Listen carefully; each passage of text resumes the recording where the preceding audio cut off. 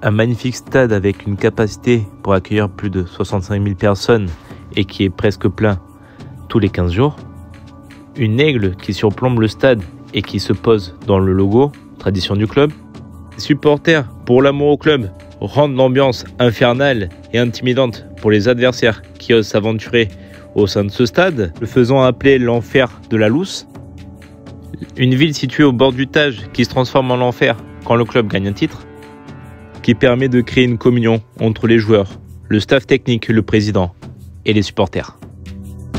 Des joueurs qui ont marqué l'histoire du club, du ballon rond, ainsi que de leurs sélections respectives, qui sont venus ou qui souhaitent revenir par amour au club. Mais dans cette magnifique histoire, il y a une malédiction. Un homme, après avoir remporté 2 titres de champion d'Europe, a jeté un malheur au sein du club du Benfica, qui aujourd'hui n'arrive pas à s'en débarrasser. Le club a tout fait pour s'en débarrasser de cette malédiction jetée en 62. Dans cette vidéo, on va parler de la malédiction de Béla Guttmann au Benfica de Lisbonne. On est au début des années 60 et le Benfica vient de remporter à 2 reprises la Ligue des Champions, connue sous le nom à l'époque de Coupe des clubs champions d'Europe. Ayant un effectif bien taillé pour le championnat portugais et pour l'Europe, comportant des joueurs tels que le capitaine Rui Aguas, Mario Coluna qui a joué à l'Olympique Lyonnais, ou du très jeune prometteur Eusébio da Silva Ferreira, parmi tant d'autres joueurs qui ont permis au Benfica de triompher sur la scène européenne.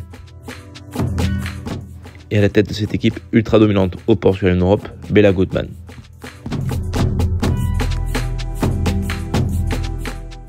En 1962, après avoir gagné la 2e Ligue des Champions, Guttmann claque la porte.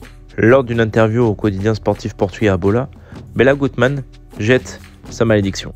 Lors de cet entretien, il déclare avoir rendu le Benfica riche, qui gagne maintenant 250 000 $ par match amical et auparavant gagnait 2 500 $. Il déclare également payer la moitié des frais qu'il faisait pour le compte du club, donnant un exemple. Lorsque j'ai pris pour le compte du club un vol de Vienne jusqu'à Nuremberg, je suis venu avec ma femme.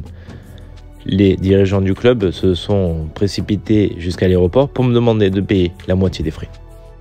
Après les sacres nationales et internationales, l'entraîneur demande une augmentation de salaire à hauteur de 65%, qui fut refusée par les dirigeants du club lisboète. Sa demande étant refusée, il jette la porte et déclare « Sans moi, dans les 100 prochaines années, plus aucun club portugais sera bichampion européen. Et sans moi, le Benfica ne gagnera plus aucun trophée continental et intercontinental. » Le surnom sorcier lui fut attribué et à partir de ces déclarations, l'année suivante, le Benfica joue une finale de Ligue des Champions contre l'Inter de Milan et il perdit. La malédiction en fut prononcée et le club ne connaît que depuis ce moment-là des désarrois en finale de Coupe d'Europe.